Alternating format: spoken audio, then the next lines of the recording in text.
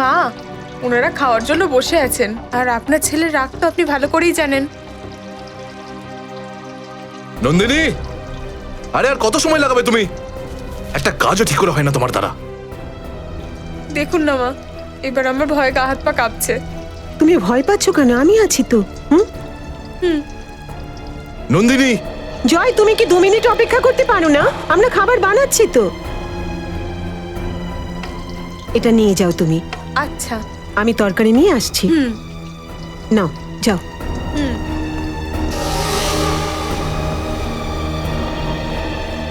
Thank god, আজ অন্তত খাবারটা ঠিক সময় এনেছে।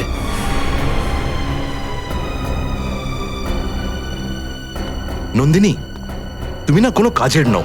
বাবা আর আমি কখন থেকে খাবারের জন্য বসে আছি, একটা খাবারও ঠিক করে বানাতে পারো না। জয়, কেন ওর সাথে এরকম সবসময় করিস? ও শিখে যাবে আস্তে আস্তে। মা, তুমি না ওকে আদর ভালোবাসা দিয়ে মাথায় চড়িয়ে রেখেছো, আমার সোনা বৌমা, আমার সোনা বৌমা। ভয় পেও না, আমি আছি তোমার সাথে।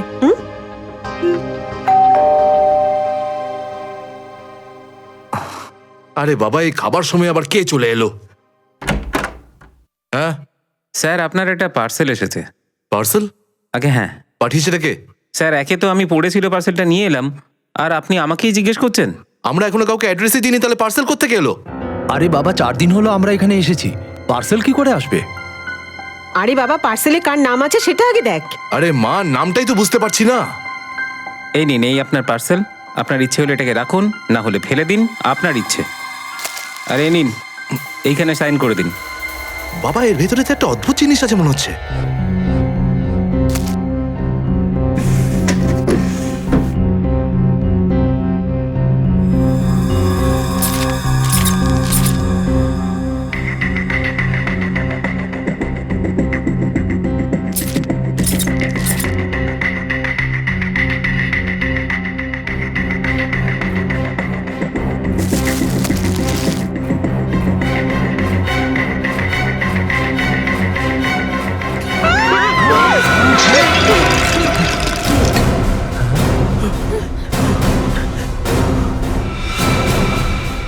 এটা কে পাঠালো আমাদের বাড়িতে?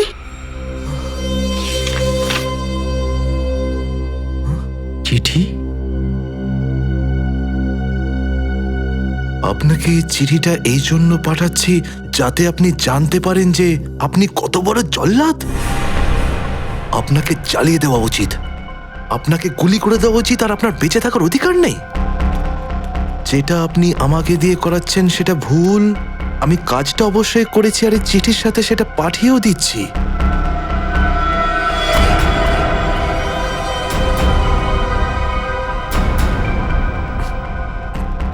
কিন্তু অনেক হয়েছে, এখন আর আমি আপনার জন্য এই মহা পাপ করতে পারবো না, কিচ্ছু করবো না। এখন ওকে মারবেন কিনা সেটা আপনি বুঝে নিন। আমি আমার গ্রাম বড়লপুর ফিরে চলে যাচ্ছি, আর আপনার সাথে কোনোদিন দেখা হবে না। আপনি খুবই জঘন্য একটা মানুষ। আমি আর ভয় পাই না আপনাকে। আপনার গায়ত্রী?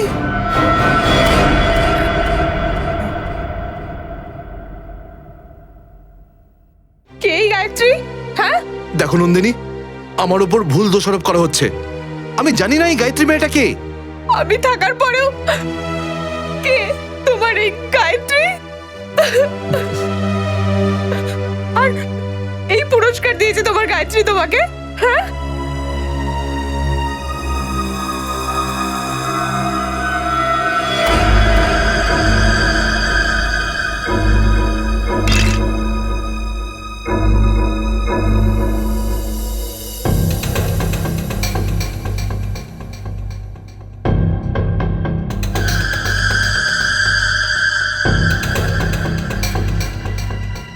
মাই গড, ছোট বাচ্চার কাটা আঙুলেই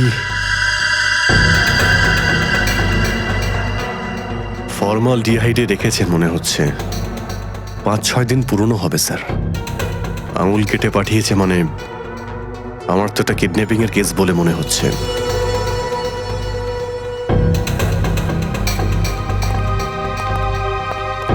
আচ্ছা, আপনাদের বাড়ির কারোর ফ্যামিলিতে কোনো ছোট বাচ্চা আছে? না স্যার, আমাদের পরিবারে তো কোনো বাচ্চা নেই, আর না এই পার্সেলটা আমাদের হতে পারে। কিন্তু এটা এসেছে তোমাদের বাড়িতে, তাই তো? আর যদি এই অ্যাড্রেসেই আসে তাহলে কার কাছে আসবে? হ্যাঁ, চিঠিটা কোথায়? স্যার, যার জন্য লেখা হয়েছে তার কাছেই আছে। আরে বাবা, কেন আমাকে ফাঁসানোর জন্য ফালতু বকছো? স্যার, চিঠি।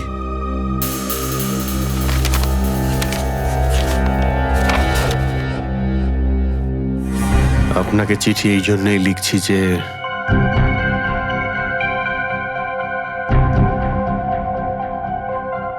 আপনি খুবই বাজে লোক, আর আমি আপনাকে ভয় পাই না। আপনার গায়ত্রী। স্যার, আমরা জানি না এই চিঠিতে মেয়েটি কি কথা বলছে, তবে আমরা গায়ত্রীকে চিনি না। স্যার, এই পার্সেলটা যার পাওয়ার কথা ছিল তার নামটা এখানে লেখা আছে যদিও, কিন্তু এখন সেটা পড়া খুবই মুশকিল। আচ্ছা, হ্যাঁ ঠিক আছে, খুঁজে তো বের করবই। কিন্তু ওই গায়ত্রী একটা ছোট বাচ্চার আঙ্গুল কেটে এখানে পাঠিয়েছে আপনাদের এখানে, আর তোমরা এখন বলছো তোমরা জানো না যে গায়ত্রী কে? তাহলে কি ও স্বপ্নে দেখেছিল তোমাদের এই অ্যাড্রেস? আমি তোমাকে বলেছিলাম এই বাড়িটা কিনো না, কিনো না। দেখলে কি হলো? তাহলে আপনারা কি এই বাড়িটা কিনেছেন? কবে কিনেছেন? স্যার, আমরা তো 4 দিন আগে শিফট হয়েছি। স্যার, তাহলে এই পার্সেল প্রথম ভাড়াটের জন্য নয় তো? কে কে থাকতো এখানে? আমার নাম ধনরাজ। 30 লাখ তো দূরের কথা, তোমার এই নিষ্কর্মা বেকার স্বামীকে আমি 30টা পয়সাও দেব না। বাবা, তুমি কি বলছো? ভেবেচিন্তে বলছো? সুমন এই বাড়ির জামাই, আমার স্বামী। একটা অপদার্থকে বিয়ে করেছো। প্রথমত আমার মতই ছিল না এই বিয়েতে, তার উপর আবার ঘর জামাই করে রেখেছো। ব্যাস বাবা, এবার তুমি শান্ত হয়ে যাও, এসব কথা বাদ দাও। এমনিতেই তোমার ব্লাড প্রেশার বেড়ে আছে। আর মনিকা, তোমরা দুজন এবার এখান থেকে যাও। আমরা কি ভেতরে আসতে পারি? হ্যাঁ, আপনারা? আমরা সিআইডি থেকে। সিআইডি? হ্যাঁ, বলুন। আপনার পুরনো বাড়ি যেখানে আপনি মিস্টার জয়ন্তকে ভাড়া দিয়েছেন, ওখানে একটা পার্সেল এসেছে, সেই ব্যাপারে জিজ্ঞাসাবাদ করতে এসেছি। হে ভগবান! আঙুল?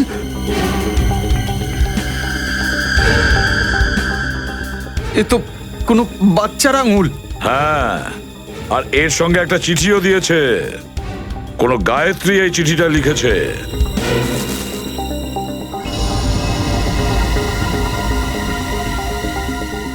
কে এই গায়ত্রী? স্যার, আমাদের পরিবারে তো কোনো দূরের সম্পর্কেও কোনো গায়ত্রী নেই।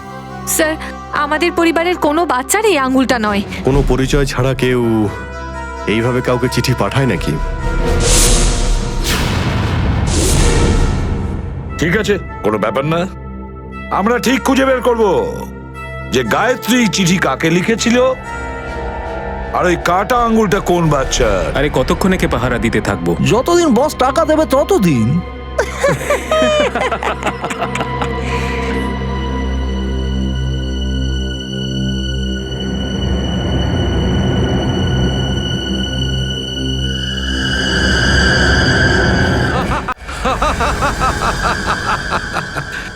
খুব ভালো।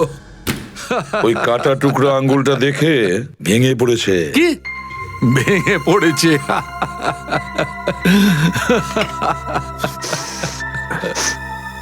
না স্যার, এতে কোনো লাফিং গ্যাস নেই। হ্যাঁ, লাফিং গ্যাস।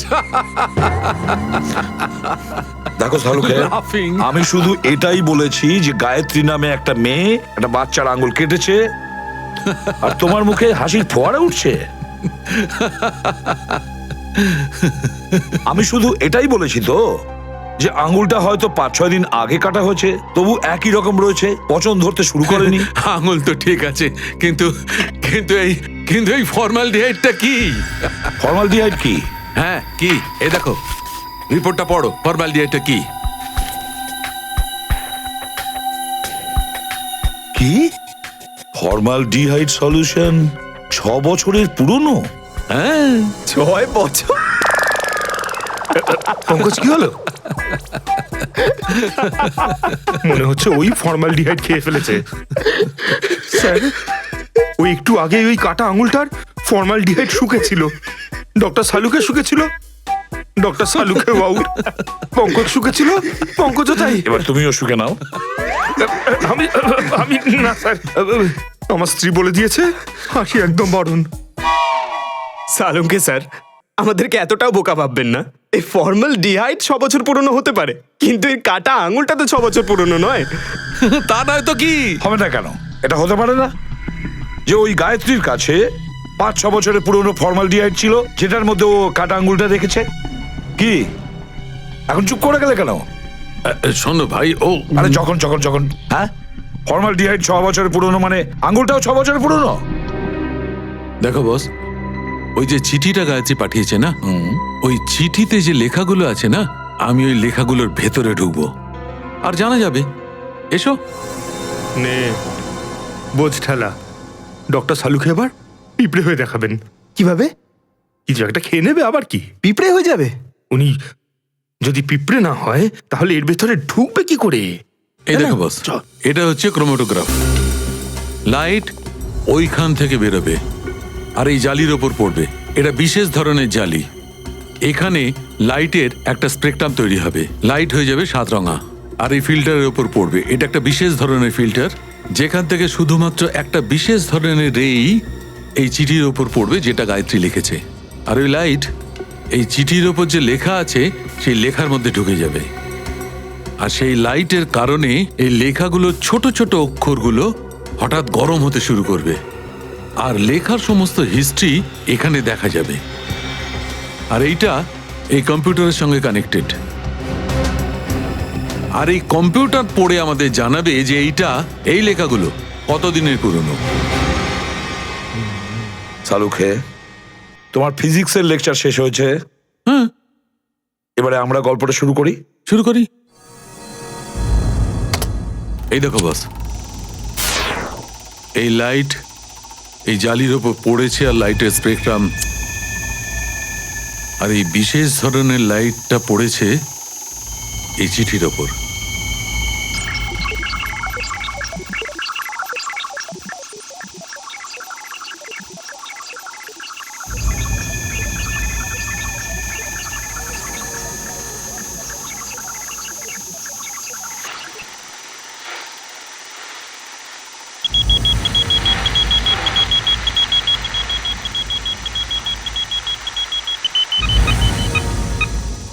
বছর বস, গায়ত্রী এই চিঠিটা 6 বছর আগে পাঠিয়েছে। গায়ত্রী ওই চিঠিটা লিখেছিল 6 বছর আগে, আর চিঠি পৌঁছেছে এখানে 6 বছর পরে। স্যার, 6 বছর আগে কাটাই আঙুলটা আজকে পাওয়া গেল? স্যার, এই 6 বছরের মধ্যে বাচ্চাটার সাথে কি কি হয়েছে কে জানে। হ্যাঁ, 12-13 বছরের বাচ্চা তো হবেই। স্যার, এই গায়ত্রীকে আমরা খুঁজে বের করব। গায়ত্রীকেও আর ওই ছোট বাচ্চাটাকেও। বারলপুর যাওয়ার প্রস্তুতি নাও। আমি বাড়িটা তো আপনাদের দেখিয়ে দিচ্ছি গায়ত্রীর, কিন্তু 9 বছর হয়ে গেছে এই এলাকা থেকে ওর নিখোঁজ হয়ে যাওয়ার। গায়ত্রীর মা বাবা কারোর সঙ্গে কোনো কথাবার্তা বলে না। এটুকু তো বলতে পারবে যে এখনো কোথায় আছে, মানে কোথায় আছে, কার সাথে আছে। ব্যাপারটা কঠিন স্যার। স্বামী স্ত্রী দুজনের সঙ্গে এই গ্রামের সম্পর্ক বিচ্ছিন্ন, কারোর সঙ্গে কোনো সম্পর্ক নেই। কিন্তু এটা কেন জানি না, আমি তো ওর দরজা পর্যন্তও যাব না। আর আমার তো এটাও মনে হয় না যে আপনাদের জন্য ওরা দরজাটা খুলবে। টেলিগ্রাম। টেলিগ্রাম? কে পাঠিয়েছে টেলিগ্রাম? গায়ত্রী পাঠিয়েছে টেলিগ্রাম। গায়ত্রী? এই সবিতা দাঁড়া।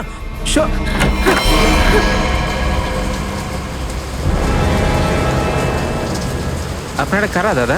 আমরা সিআইডি থেকে আসছি। সিআইডি থেকে? আসলে আপনার মেয়ে গায়ত্রীকে খুঁজতে খুঁজতে মুম্বাই থেকে এখানে এসেছি। মুম্বাই থেকে? কিন্তু গায়ত্রী তো মুম্বাইতেই, ওখানে আপনি পাননি? কিন্তু দেখুন, এই চিঠির কথা অনুযায়ী 6 বছর আগেই আপনাদের মেয়ে গায়ত্রীর তো এখানে আপনাদের কাছে চলে আসার কথা। লেটারটা যদি ওর হয় তাহলে আসলো না কেন?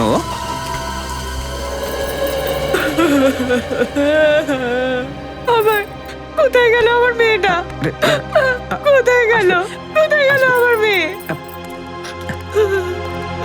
দেখুন, আপনারা এখন গায়ত্রীর ব্যাপারে যা কিছু জানেন আমাদের বলে দিন, আমরা ওকে খুঁজে বের করব। হতে পারে হয়তো কোনো অসুবিধার মধ্যে আছে। কি আচ্ছা, মুম্বাইয়ে ও কোথায় থাকতো? জানি না স্যার, আমার গায়ত্রী যখন 18 বছরের ছিল তখনই পালিয়ে মুম্বাই চলে গেছিল। আমরা তো ওরা বাঁচার আশাই ছেড়ে দিয়েছিলাম। হঠাৎ একদিন আমাদের ফোন করলো যে ওখানেই কারো একজনের সাথে বিয়ে করে নিয়েছে। তারপরে গ্রামে আমাদের মান সম্মান ধুলোয় মিশিয়ে দিয়েছে। এই ঘটনাটা কবেকার? প্রায় 7 বছর আগে। তারপরে আর ওর সঙ্গে আপনাদের কোনো সম্পর্ক ছিল না? একবারও ফোন করেছিল। ও বলেছিল যে ও খুব বড় একটা মুশকিলে পড়ে গেছে। স্যার, আমরা এখান থেকে কি করতে পারি? কি ধরনের মুশকিল?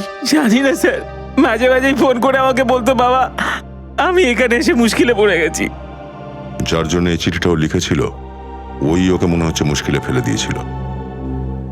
কোন নাম্বার থেকে ফোন করতো আপনাদেরকে? কোন একটা দোকান থেকে ফোন আসতো স্যার, তারপরে হঠাৎ করে ফোন আসাই বন্ধ হয়ে গেল। তো আপনারা এটা খোঁজ করার চেষ্টা করেননি যে ও ফোন করা কেন বন্ধ করলো আপনাদের?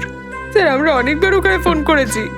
আর একদিন দোকানদার তো বলেই দিল যে ওই ম্যাডাম এখানে আর আসেন না, হয়তো ওই এরিয়া ছেড়ে চলে গেছে। আপনারা ওকে খোঁজার চেষ্টা করলেন না? না ম্যাডাম। আচ্ছা, গায়ত্রীর স্বামীর ব্যাপারে কিছু জানেন আপনারা? কিছু জানি না স্যার ওর বরের ব্যাপারে। আচ্ছা, গায়ত্রীর একটা ছেলেও ছিল, তাই না? না স্যার, ওদের কোনো ছেলে ছিল না। থাকতে কি ও নিজের মাকে বলতো না? ঠিক আছে, আপনারা আমাদের ওই দোকানের নাম্বারটা আর গায়ত্রীর ছবি দিন, আমরা খোঁজ করছি। আরে কিরে, তোর বাচ্চাকে তৈরি করতে এত সময় লাগে? আরে আসছি রে বাবা, নতুন ড্রেস পরাচ্ছি। ঠিক আছে ঠিক আছে, তাড়াতাড়ি কর। কে জানে এই বসেরও বা কি হয়ে যায়, প্রত্যেক মাসে একটা করে নতুন জামা কাপড় পরিয়ে ওর ফটো পাঠাতে বলে। কে জানে। চল চল বলছি, নে রেডি হয়ে গেছে। এ বাচ্চা, কেন কাঁদছিস তুই? এই আঙ্কেল আমায় মেরেছে। খোকা কাঁদিস না, আঙ্কেলকে আমরা পরে খুব মারবো। এবার হাস, একটা ছবি তুলি তোর। স্যার, গত 15 বছর ধরে আমরা ধনরাজের প্রতিবেশী। স্যার, আমি ওকে খুব ভালোভাবেই চিনি। স্যার, ও নিশ্চয়ই কোনো গন্ডগোল পাকিয়েছে, তাই জন্য তো ওর বাড়িটা ওইভাবে বিক্রি করে ও পালিয়ে গেল। স্যার, এই কুমারবাবু বাড়িতে সব কথা বলতে ভয় পাচ্ছিলেন, তাই এনাকে এখানে নিয়ে এলাম। স্যার, আমরা ওর প্রতিবেশীরা ওর বিরুদ্ধে কিছু বলতে পারি না। আসলে ও খুব সাংঘাতিক মানুষ, ও আমাদের খুনও করতে পারে। হ্যাঁ স্যার, ওই ওনার জামাই সোহম আর ওই বুড়োটা ধনরাজ, আপনাদের কি বলবো স্যার, ও খুব খারাপ লোক। আচ্ছা, আপনার পরিবারের সঙ্গে এমন কি করেছে ও? স্যার, ওকে বোঝা খুব কঠিন ব্যাপার। খুব বাজে লোক স্যার, 1 নম্বরের ক্রিমিনাল ও। আমার মেয়ের অবস্থাটা দেখুন স্যার, ধনরাজের ছেলে এর জীবনটাই বরবাদ করে দিয়েছে। রণবীর? না স্যার, আমরা রণবীরের কথা বলছি না, ওর যে ছোট ছেলে ওই অমলের কথা বলছি। এক মিনিট। ওনাদের বাড়িতে আমরা একটাই ছেলে দেখেছিলাম, রণবীর। কিন্তু ধনরাজ বাবুর দ্বিতীয় ছেলের নাম অমল, সেটা তো আমাদের কেউ বলেনি। স্যার, ওরাও আপনাকে সত্যিটা জানায়নি। আমার খুব খারাপ ছেলে স্যার, ওর সাথে আমার বিয়ে হওয়ার কথা ছিল, আর আশীর্বাদে তিনিও আমাকে ছেড়ে পালিয়ে গেল। জানি না ও কোথায় চলে গেছে স্যার। স্যার, এই ধনরাজ আর ওর পরিবার তো ভীষণই চালাক বেরোলো স্যার।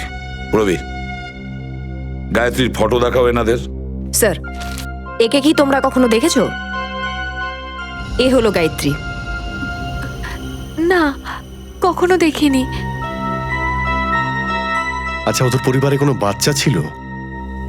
না স্যার, কোনো বাচ্চা তো দেখিনি। অভিজিৎ, এই অমলের ব্যাপারে কথাগুলো আমার গোলমেলে মনে হচ্ছে। আচ্ছা, অমলের ব্যাপারে আর কিছু তুমি বলতে পারো? হ্যাঁ স্যার, অমল আর ওর বাবার একদম বনিবনা ছিল না। এর জন্য ও গোরেগাঁওয়ের একটা রেস্টুরেন্টে কাজ শুরু করে, তারপর জানি না হঠাৎ করে কোথায় চলে গেল। অভিজিৎ, তুমি গোরেগাঁওতে গিয়ে খবর নাও যে অমল কোন হোটেলে কাজ করত। আচ্ছা। আরে এ তো দিদি। দিদি মানে? হ্যাঁ স্যার, সহজ সরল ছিল, সবসময় দুঃখী হয়ে থাকতো, তাই আমি এনাকে দিদি বলে ডাকতাম। প্রায় 5-6 বছর হয়ে গেল এখন আর আমার দোকানে আসেন না। আচ্ছা বলতে পারবেন উনি এত দুঃখী হয়ে থাকতেন কেন? ম্যাডাম সেটা তো আমি জানি না, এটা তো ওনার স্বামীই বলতে পারবেন। তুমি কি ওর স্বামীকেও চেনো নাকি? না স্যার, ওনার স্বামীকে তো কখনো দেখিনি, কিন্তু প্রায় 2 দিন অন্তর দিদি আমার দোকানে একাই আসতেন। এখান থেকে নিজের গ্রামে ফোন করতেন, নিজের প্রয়োজনীয় জিনিসপত্র নিতেন আর চলে যেতেন। ওনার সাথে কোনো বাচ্চাও আসতো 5-6 বছর বয়স? না স্যার, আমি কখনো কোনো বাচ্চাকে দেখিনি ওনার সাথে। আচ্ছা, এই তোমার এই দিদি থাকতোটা কোথায়? স্যার, আমি যদি ওনার বাড়ির অ্যাড্রেসটা জানতামই তাহলে আমার ধারের 2,500 টাকা ওনার কাছ থেকে উসুল করতাম না। স্যার, যদি এই গায়ত্রী 2 দিন পর পর এখানে ফোন করতে আসতেন, তার মানে তো এটাই দাঁড়াচ্ছে যে উনি আশেপাশেই কোথাও থাকেন। এই সিনেমাটা এত ফালতু ছিল, পুরো সিনেমা ধরে ঘুমালাম। কি বলছিস ভাইয়া? হ্যাঁ রে, ঘুমিয়ে কাটিয়ে দিলি? ফালতু। এই যে ভাই শুনুন, একবার এই ছবিটা একটু দেখুন। এই মহিলাকে কি চেনেন আপনারা? দাদা, আপনারা অন্য কাউকে গিয়ে জিজ্ঞেস করুন। আপনি দেখছেন না আমরা কথা বলছি। আরে দাদা, একবার যদি ফটোটা দেখো, কি কি এসে যাবে? কেন ভাই, কোনো জবরদস্তি আছে নাকি? জবরদস্তি ভাবুন বা অনুরোধ, একটু ছবিটা দেখে চিনুন না। আমরা সিআইডি থেকে আসছি। সিআইডি? ঠিকই শুনেছেন, সিআইডি। এবার ভালো করে দেখে বলুন।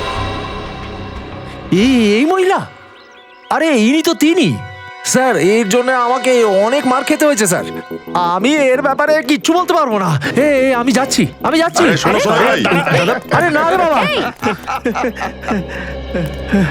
গায়ত্রীকে খুঁজছেন আপনারা? হ্যাঁ, কিন্তু এতে এত হাসির কি হলো? আরে ম্যাডাম, এই গায়ত্রীর ব্যাপারে প্রত্যেকটা লোক নতুন কিছু না কিছু বলবে। তার মানে? আরে স্যার, ওকে বোঝা খুব মুশকিলের ব্যাপার। গুন্ডারা ওর দেখাশোনা করে। তার উপর স্যার, ওর দিকে কেউ চোখ তুলে তাকাতেও পারে না, আর কথাও বলতে পারে না। ও থাকতো কোন জায়গায়? এখন তো আর ওর নিজের বাড়িতে থাকে না। গত 6 বছর ধরে খালি পড়ে আছে, জানি না কোথায় চলে গেছে। সেসব আমরা দেখে নিচ্ছি, আগে বলো ওর বাড়িটা কোথায়?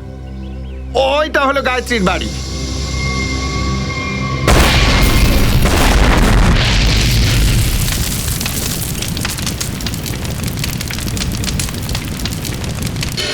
ইনি তো অমলবাবু স্যার। উনি অনেকদিন আগে এখানে ম্যানেজার হিসেবে ছিলেন। খুব খিটখিটে লোক ছিলেন, 1 সেকেন্ডও শান্তিতে বসতে দিতেন না। আচ্ছা, ঠিক আছে ঠিক আছে। ওনার ব্যাপারে তুমি আর কিছু বলতে পারবে? হ্যাঁ স্যার, শুনেছি যে ওনার বাবার সাথে নাকি ওনার একেবারে বনিবনা হয় না, আর সেই জন্যই উনি এত ধনী বাপের ছেলে হওয়া সত্ত্বেও এখানে কাজ করতেন। আর তারপর বড়লোকের মেয়ের সাথে উনি বিয়ে করে নিলেন, আর তারপর হয়তো ওনারা ব্যাঙ্গালোরে চলে গেছেন। আর আর আর কি? স্যার, প্রায় 6 বছর আগে একটা কার অ্যাক্সিডেন্টে উনি, ওনার স্ত্রী আর ওনার ছেলে মারা গেছেন। 3 জনই মারা গেছে? স্যার, শুনেছি তো এরকমই কিছু একটা। ওনার স্ত্রীর নাম কি গায়ত্রী ছিল? না স্যার, গায়ত্রী তো ছিল না, কিছু একটা অন্য নাম ছিল স্যার। আগে মনে ছিল, কিন্তু এখন আর মনে পড়ছে না। তুমি বললে যে ওনার নাকি একটা ছেলে আছে? হ্যাঁ স্যার, প্রায় 5-6 বছর বয়স ছিল যখন অ্যাক্সিডেন্টটা হয়েছিল। Thank you very much. ওই আঙুলটা 5-6 বছর আগে কাটা হয়েছিল, কোনো 5-6 বছরের বাচ্চার ওটা। আর অমলের ছেলের অ্যাক্সিডেন্টও 5 বছর আগেই হয়েছিল, আর ওই চিঠিটাও 5-6 বছর আগের লেখা। তার মানে হলো এই বাচ্চাটা ধনরাজের নাতি। আচ্ছা, এরকমটা নয়তো যে এই বাচ্চাটা এখনো বেঁচে আছে? আমারও সেরকমই মনে হচ্ছে। তুমি ব্যাঙ্গালোরে ফোন করে পুলিশ স্টেশন থেকে অ্যাক্সিডেন্টের সমস্ত রিপোর্ট নাও। এই গায়ত্রীর কোনো না কোনো সম্পর্ক আছে ধনরাজের পরিবারের সঙ্গে, কিন্তু ধনরাজ সব কথা আমাদের কাছে লুকুচ্ছে কেন?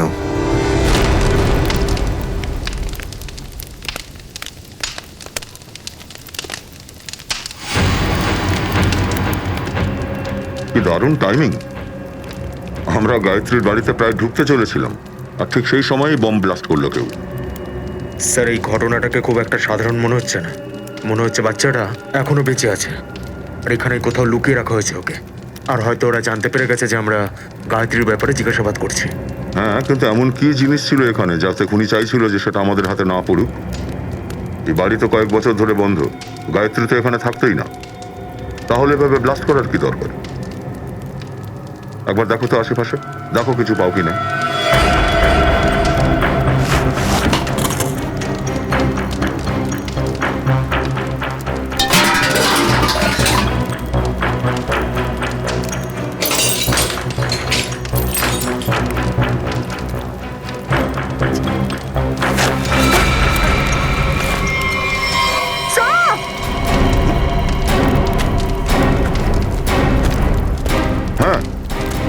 ওদিকে দেখুন।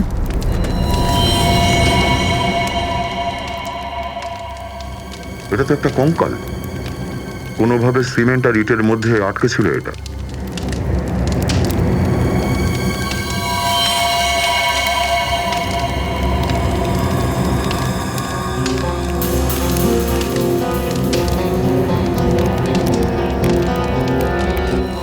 এতগুলো হাড়, মনে হচ্ছে এখানে কারো কঙ্কাল পুঁতে রাখা হয়েছিল, আর কঙ্কালটাকে নষ্ট করার জন্যই ব্লাস্টটা করানো হয়েছে।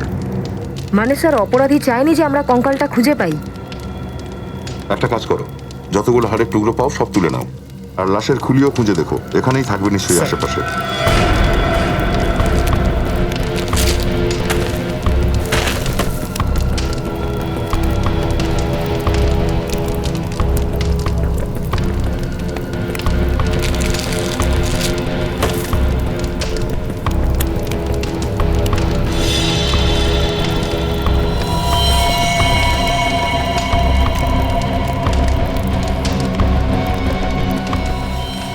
এই দেখো, পাওয়া গেছে খুলিটা। তার মানে স্যার কারোর লাশকে এখানে পোতা হয়েছিল। কিন্তু এ কার লাশ? আর এর সাথে এমন কি ঘটেছিল যে একে পুঁতে রাখার পরেও এর লাশটাকে ব্লাস্ট করে নষ্ট করার চেষ্টা করা হয়েছে?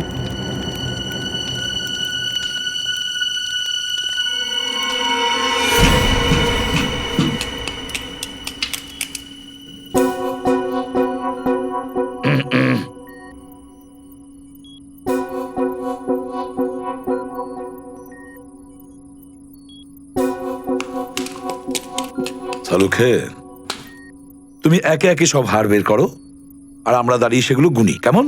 হ্যাঁ বস, তুমি সময়ের অনেক আগে এসে পৌঁছে গেছো আমার মাথার উপর। এই হাড়টা কার বলো? এই হাড়টা একটা মেয়ের। স্যার, গায়ত্রীর বাড়িতে একটা মেয়ের হাড়? এই হাড়গুলো গায়ত্রীর নয় তো?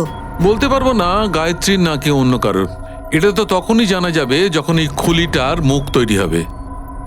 হ্যাঁ, তবে একটা কথা বলবো, এই হাড়টা কোনো 30 বছরের মহিলার হাড়, কারণ এই হাড়টা ডেন্সিটি বেশি বদলায়নি, আর মহিলাদের 30 বছরের পরেই বদলায়। তাহলে ডক্টর সালুখে, আপনি কি এই করটির ওপর মুখটা তৈরি করবেন? কেন না?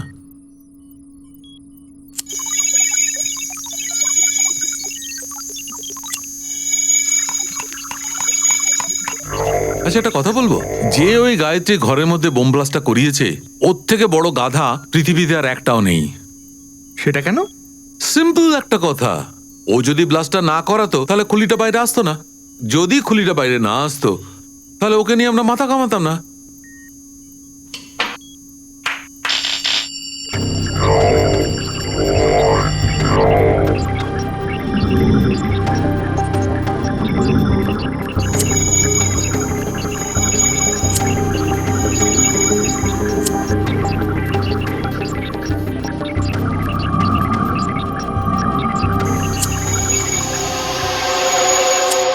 আর বস, এটার একটু সময় লাগবে। কম্পিউটারের সমস্ত ব্যাপারটা একটু ভেবেচিন্তে করতে হয়, যাতে মুখটা ভুল না তৈরি হয়ে যায়।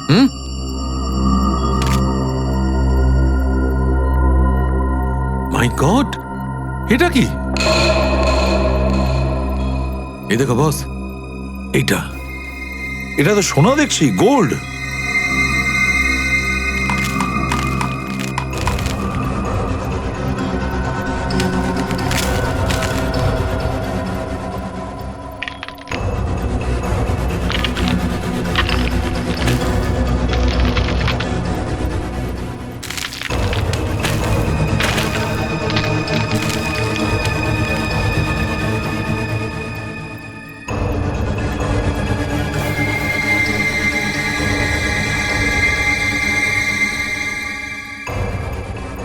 এই দেখো বস, এ ফর অ্যাপেল। ওরে ফ্রেডি, এ ফর অমল। হ্যাঁ, মুখটা তৈরি হয়ে গেছে বস। গায়ত্রী? স্যার, গায়ত্রীর বাড়িতে ঢুকে কেউ ওকে মেরে ফেললো, আর ওর বাড়িতে ওকে পুঁতেও দিল। আর সেই গায়ত্রী বাচ্চাটার আঙুল কেটে কোরিয়ারে পাঠিয়ে দিয়েছে। কিন্তু বাচ্চাটার কি হলো?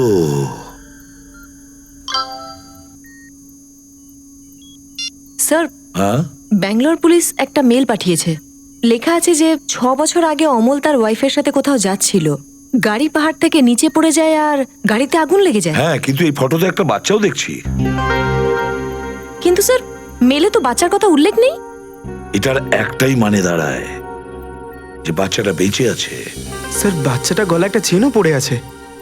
আর স্যার, ওই সেই চেনটাই, A for apple. A for Amal. কিন্তু স্যার, অমলের ছেলের চেন গায়ত্রীর লাশের কাছে পাওয়া গেল। অমল আর তার স্ত্রীর গাড়ি অ্যাক্সিডেন্ট হয়েছিল 6 বছর আগে। গায়ত্রী ওর বাচ্চাটাকে ধরে নিয়ে এসেছিল আর তারই আঙ্গুল কেটে পাঠিয়েছিল। আর এখন তো গায়ত্রী নেই দেখছি। তাহলে বাচ্চাটা গেল কোথায়? ওই বাচ্চাটাকে খুঁজে বের করতে হবে, বাঁচাতে হবে।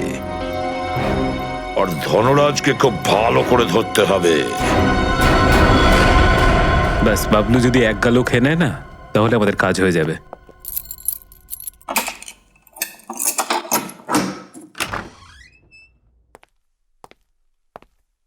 বাবলু বাবা, নাও বাবা, খাবার খেয়ে নাও। এটা আমার জন্য? হ্যাঁ সোনা, তোমার জন্যই তো। নাও, খেয়ে নাও।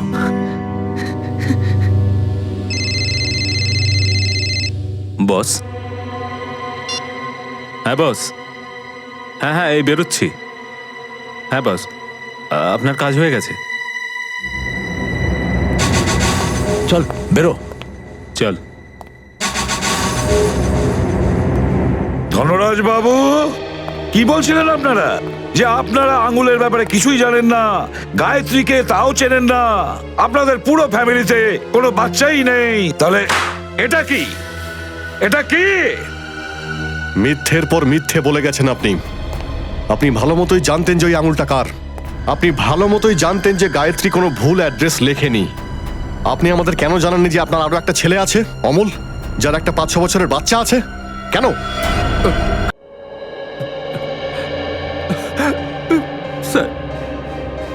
স্যার, প্রথম যখন আঙুলটা দেখলাম আমার মনে হয়েছিল যে ওটা হয়তো আমার নাতির আঙুল। স্যার, ওকে বাঁচান স্যার, আপনার ওকে বাঁচান স্যার, প্লিজ ওকে বাঁচিয়ে দিন। ওকে কেউ আটকে রেখে দিয়েছে গত 6 বছর ধরে। সে জানিয়েছে যে যতদিন ওদের টাকার জোগান দেব ততদিন ওরা ওকে বাঁচিয়ে রাখবে। স্যার, ওরা আমায় হুমকি দিয়েছে স্যার, যদি কাউকে ব্যাপারটা বলি তো ওরা আমার নাতিকে মেরে ফেলবে। বাবা, অমলের ছেলে বেঁচে আছে আর সেটা তুমি আমাদের বলোনি? আমি অমলের উপর রেখেছিলাম, ও আমার ইচ্ছের বিরুদ্ধে বিয়ে করেছিল বলে। কিন্তু 5 বছর পর ও আমায় ফোন করে, আমার থেকে ক্ষমা চায়। তখন আমি কাউকে কিছু না বলে সোজা ব্যাঙ্গালোর চলে যাই আর আমার নাতি বাবলুকে বুকে তুলে নিই। ওদের বাড়ি আসার জন্য বলে আমি এখানে ফিরে আসি। আমি কি করে জানবো যে ওখান থেকে আসার পথে ওদের অ্যাক্সিডেন্ট হয়ে যাবে? কিন্তু বাবলু ওই অ্যাক্সিডেন্টে বেঁচে যায়, তাই তো? আমি ভেবেছিলাম যে ওদের দুজনের সাথে বাবলুও শেষ হয়ে গেছে। কিন্তু একদিন একজন লোক আমাকে ফোন করলো। সে ফোনে বাবলুর গলার আওয়াজ আমায় শোনালো আর বলল যে যতক্ষণ আমি ওকে 10 লাখ টাকা করে মাসে মাসে দেব ততদিন বাবলুকেও বাঁচিয়ে রাখবে। আর আপনার এটা কি করে মনে হলো যে ওরা বাবলুকে বাঁচিয়ে রেখেছিল? আসলে ওরা প্রত্যেক মাসে বাবলুর ছবি আমাকে পাঠাতো স্যার। 1 মিনিট, এই দেখুন স্যার।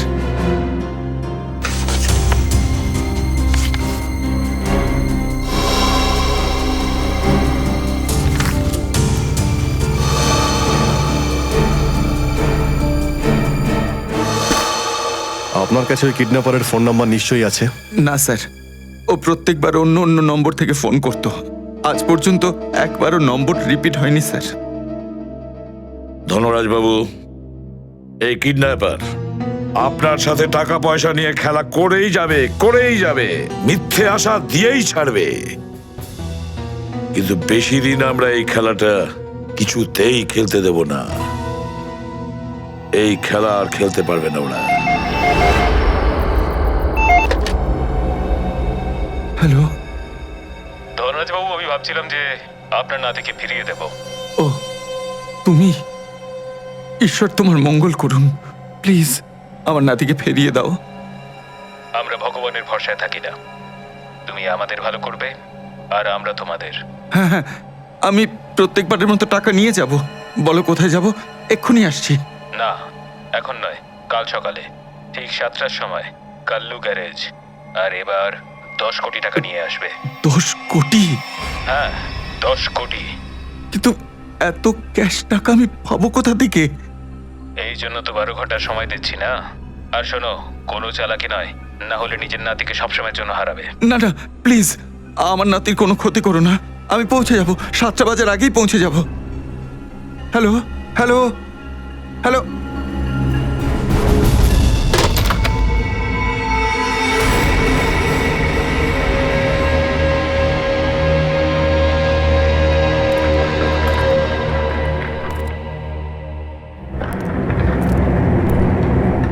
কাল্লু গ্যারেজই তো বলেছিল, কিন্তু এখানে তো কাউকেই দেখছি না।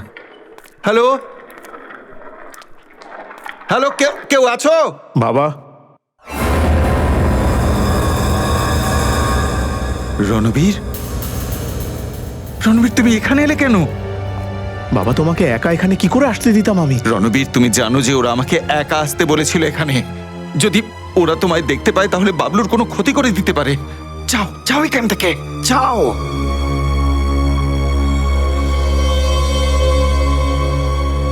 বাবা, যদি আমি এখান থেকে চলে যাই তো তোমাকে তোমার প্রিয় নাতির সঙ্গে কে দেখা করাবে?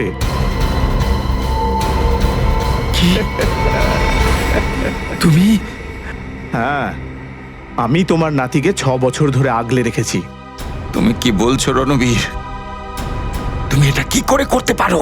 আমি তোমাকে... আরে বাবা, সাবধানে, মাথা ঠান্ডা করো, তা না হলে ব্লাড প্রেশার বেড়ে যাবে। তোমার নাতি একদম ঠিকঠাক আছে। নিয়ে আয় রে।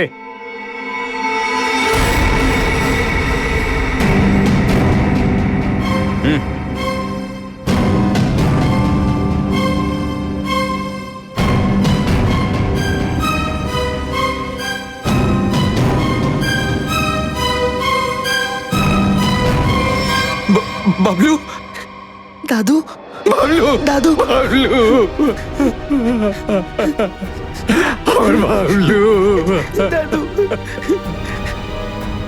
এখন আমি এসে গেছি বাবলু, কেউ তোর কোনো ক্ষতি করতে পারবে না। চল বাড়ি চল। আরে দাঁড়াও বাবা, একটু দাঁড়াও। যেতে যেতে এই কাগজগুলোতে একটু সই করে দিয়ে যাও, দেখে নাও। আসলে এই সমস্ত হয়ে যাওয়ার পরে তারপর তুমি আর আমি তো একসাথে থাকতে পারবো না। তো তোমার বাড়ি আর ফ্যাক্টরি আমার নামে করে দাও আর দূর হয়ে যাও এখান থেকে। তোর মতো বিশ্বাসঘাতককে আমি তো একটা ফুটো পয়সাও দেব না। দেবে বাবা, দেবে। যদি তুমি না দেখেই নিজের নাতির জন্য কোটি টাকা দিতে পারো তো দেখার পরে এটুকু তো তুমি দিতেই পারবে। পাবি না, একটা ফুটো পয়সাও পাবি না তুই। আচ্ছা, দেখা যাক। কি করছিস তুই? ভেবে দেখো। না দাদু, না। এ বুড়ো, সই কর। দ্বিতীয় সুযোগ দেব না।